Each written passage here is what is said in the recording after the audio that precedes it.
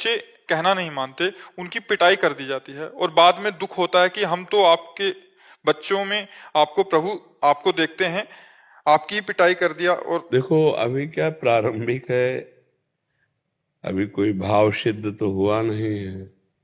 जब भगवान पुत्र के रूप में आए, हमें सौभाग्य दिया है माता पिता का, तो उनको डांटेंगे, उनको सिखाएंगे।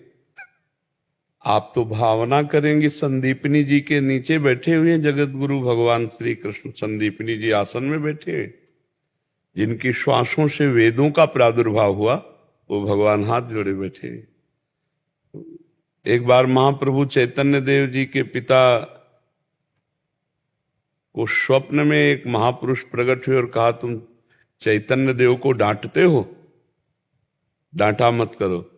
तो उनका डांटने की बात तो अलग रही, अगर उपद्रव करेंगे, उद्दंडता करेंगे, बाल रूप है ना वो, तो हम चपत भी लगाएंगे। तो बोले हमें जानना भी नहीं कि कौन है, जब मुझे सौभाग्य देने के लिए पुत्र रूप में आए हैं तो हम वैसा ही व्यवहार करेंगे।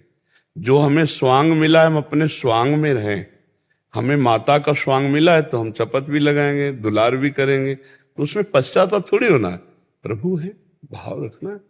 अब जैसे मानो शिष्य रूप में सब महात्मा लोग ही तो हैं, पर हमें गुरु भाव दिया इन्होंने और शिष्य भाव इन पर है, तो अब जहां धर्म की जरा भी त्रुटि होने पर इनके लिए दंड विधान लागू हो जाता है। तो दंड विधान देने का अधिकार प्रभु ने मुझे स्वांग दिया, इसलिए दे रहे हैं।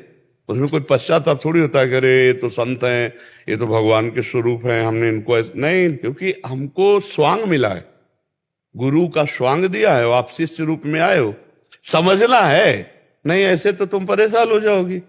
नहीं, जहां हमें जो कर्तव्य मिला है उस कर्तव्य का पालन करने के लिए हमें संभाल करके, विचार को संभाल करके, तो इसमें थोड़ी कि हम बेटे से कहें कि तुम तो भगवान हो, नहीं, पर अंदर भाव रखना कि प्रभु आप इनके रूप में है, पर मुझे माँ का स्वांग दिया है तो प्रभु ऐसे ही लीला आपके साथ करूंगे।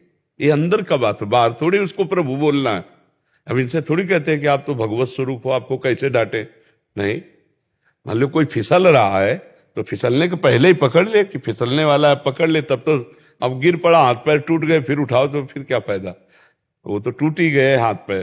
तो ऐसे ही साधक को देखा जाता है कि जरा सा फिसलन हुई तो ऐसे माता पिता अपने पुत्र, अपने परिवार, अपने समाज, हर जगह तो हम भगवत भाव करेंगे। लेकिन हमको क्या भाव मिला ये भी तो देखना है। मान लो टीचर है, अब विद्यार्थी को हे भगवान तो फिर कैसे बने, नहीं जरूरत पड़ी तो एक डांट लगाई, भाई आपको ये काम दिया था इसे पूरा क्यों नहीं किया।